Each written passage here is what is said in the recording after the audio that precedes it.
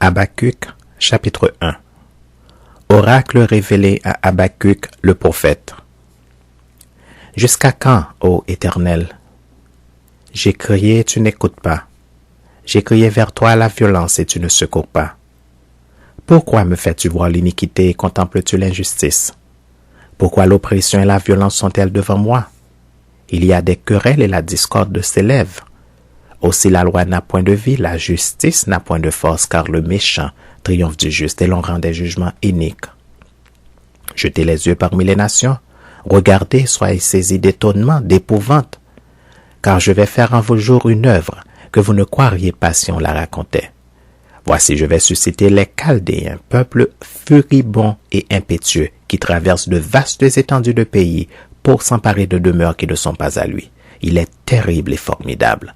De lui seul viennent son droit et sa grandeur.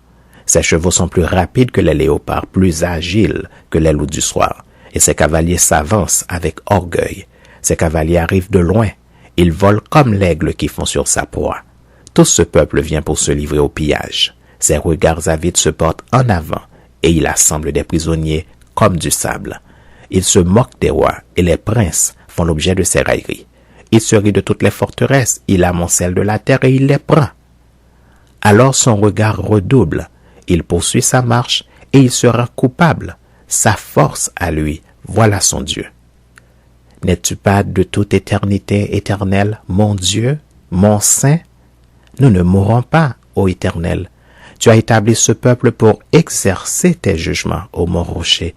Tu l'as suscité pour infliger tes châtiments. Tes yeux sont trop purs pour voir le mal, et tu ne peux pas regarder l'iniquité. Pourquoi regarderais-tu les perfides et te tairais-tu quand le méchant dévore celui qui est plus juste que lui? Traiterais-tu l'homme comme les poissons de la mer, comme le reptile qui n'a point de maître? Il les fait tous monter avec l'hameçon, et les attire dans son filet, il les assemble dans ses raies. Aussi est-il dans la joie et dans l'allégresse. C'est pourquoi il sacrifie à son filet. Il offre de l'encens à ses raies, car par eux sa portion est grasse et sa nourriture succulente. Videra-t-il pour cela son filet? Et toujours égorgera-t-il sans pitié les nations? Habacuc, chapitre 2. J'étais à mon poste et je me tenais sur la tour. Je veillais pour voir ce que l'Éternel me dirait et ce que je répliquerais après ma plainte. L'Éternel m'adressa la parole et il dit: écris la prophétie, grave-la sur des tables, afin qu'on la lise couramment, car c'est une prophétie dont le temps est déjà fixé. Elle marche vers son terme et elle ne mentira pas. Si elle tarde, attends-la, car elle s'accomplira certainement. Voici, son âme s'est enflée. Elle n'est pas droite en lui, mais le juste vivra par sa foi. Pareil à celui qui est ivre et arrogant, l'orgueilleux ne demeure pas tranquille. Il élargit sa bouche comme le séjour des morts. Il est insatiable comme la mort. Il attire à lui toutes les nations. Il assemble auprès de lui tous les peuples. Ne sera-t-il pas pour tous un sujet de sarcasme, de raillerie et d'énigme?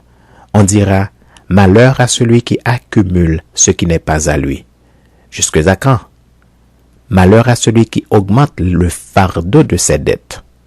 Tes créanciers ne se lèveront-ils pas soudain? Tes oppresseurs ne se réveilleront-ils pas? Et tu deviendras leur proie, parce que tu as pillé beaucoup de nations. Tout le reste des peuples te pillera, car tu as répandu le sang des hommes. Tu as commis des violences dans le pays contre la ville et tous ses habitants.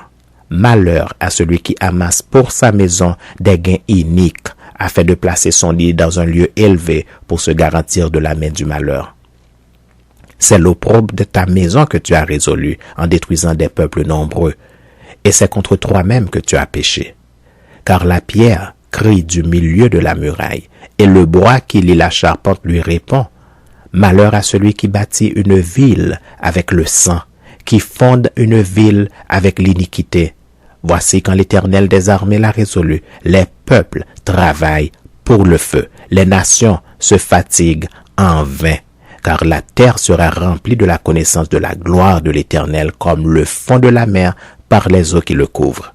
Malheur à celui qui fait boire son prochain, À toi qui verses ton outre et qui l'énivre afin de voir sa nudité. Tu seras rassasié de honte plus que de gloire. Bois aussi toi-même et découvre-toi. La coupe de la droite de l'Éternel se tournera vers toi et l'ignominie souillera ta gloire. Car les violences contre le Liban retomberont sur toi et les ravages des bêtes t'effrayeront parce que tu as répandu le sang des hommes et commis des violences dans le pays contre la ville et tous ses habitants. À quoi sert une image taillée pour qu'un ouvrier la taille? À quoi sert une image en fonte et qui enseigne le mensonge pour que l'ouvrier qui l'a faite place en elle sa confiance tandis qu'il fabrique des idoles muettes? Malheur à celui qui dit au bois, lève-toi, à une pierre muette, réveille-toi. Donnera-t-elle instruction? Voici elle est garnie d'or et d'argent, mais il n'y a point en elle un esprit qui l'anime.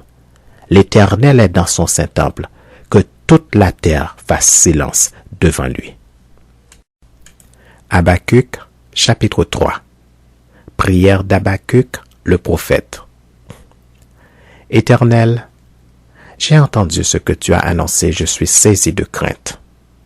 Accomplis ton œuvre dans le cours des années, ô Éternel, dans le cours des années, manifeste-la. Mais dans ta colère, souviens-toi de tes compassions. Dieu vient de Théman, le Saint vient de la montagne de Paran. Sa majesté couvre les cieux et sa gloire remplit la terre. C'est comme l'éclat de la lumière. Des rayons partent de sa main, là réside sa force. Devant lui marche la peste, et la peste est sur ses traces. Il s'arrête, et de l'œil il mesure la terre. Il regarde, et il fait trembler les nations. Les montagnes éternelles se brisent, les collines antiques s'abaissent, les sentiers d'autrefois s'ouvrent devant lui. Je vois dans la détresse les tentes de l'Éthiopie, et les tentes du pays de Madian sont dans l'épouvante. L'Éternel est-il irrité contre les fleuves? Est-ce contre les fleuves que s'enflamme ta colère? Contre la mer que se répand ta fureur pour que tu sois monté sur tes chevaux, sur ton char de victoire? Ton arc est mis à nu. Les malédictions sont les traits de ta parole. Tu fends la terre pour donner cours aux fleuves. À ton aspect, les montagnes tremblent. Des torrents d'eau se précipitent. L'abîme fait entendre sa voix. Il lève ses mains en haut. Le soleil et la lune s'arrêtent dans leur demeure. À la lumière de tes flèches qui partent, à la clarté de ta lance qui brille. Tu parcours la terre dans ta fureur. Tu écrases les nations dans ta colère. Tu sors pour délivrer ton peuple, pour délivrer ton roi. Tu brises le faîte de la maison du méchant. Tu la détruis de fond en comble. Tu perces de tes traits la tête de ces chefs qui se précipitent comme la tempête pour me disperser, poussant des cris de joie, comme s'ils dévoraient déjà le malheureux dans leur repère. Avec tes chevaux, tu foules la mer, la boue des grandes eaux. J'ai entendu, et mes entrailles sont émues.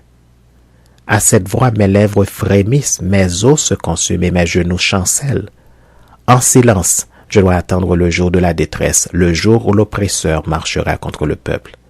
Car le figuier ne fleurira pas, la vigne ne produira rien, le fruit de l'olivier manquera. Les champs ne donneront pas de nourriture, les brebis disparaîtront du pâturage, il n'y aura plus de bœufs dans les étables. Toutefois, je veux me réjouir en l'Éternel, je veux me réjouir dans le Dieu de mon salut. L'Éternel, le Seigneur, est ma force. Il rend mes pieds semblables à ceux des biches, et il me fait marcher sur mes lieux élevés.